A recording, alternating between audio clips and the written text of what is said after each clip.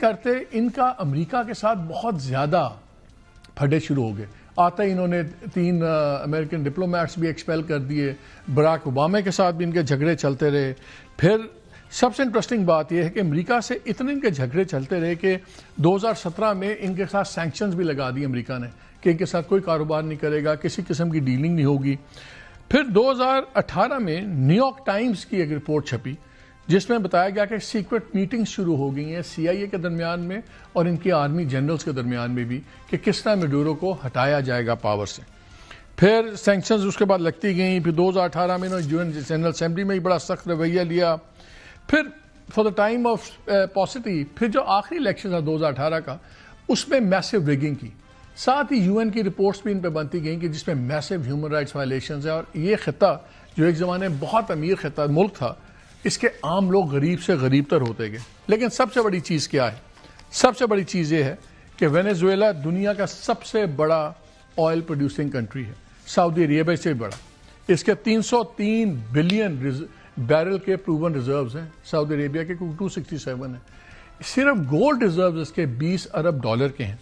اور اس نے کہا ٹرمپ نے کہ ہم اب امریکہ نہیں سنبھال لیں گے آئل اور اس کا.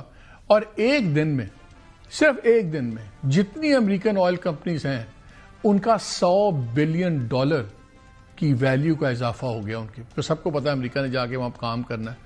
شیورون جو سب سے بڑی کمپنی ہے جو وہاں کام کر رہی تھی وینیزویلا میں, ایک دن میں 11% اس کا شیئر بڑھا.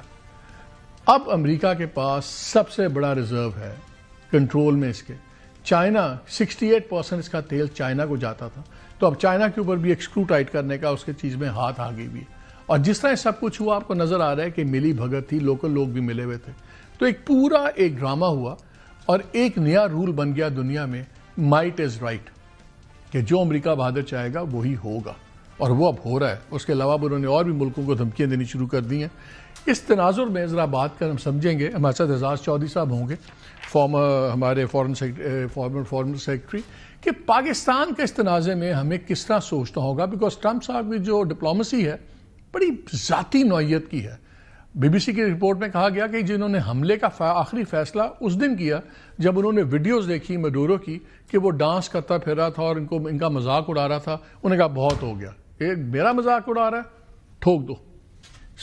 جب اس طرح اتنے بڑے فیصلے ہوں کہ آپ دوسرے ملک کا پریزیڈنٹ اٹھا لیں تو پھر پاکستان کو اس معاملے میں کس زاویے سے اپنی اور ٹرمپ صاحب کی ریلیشن شپ کو دیکھنا چاہیے.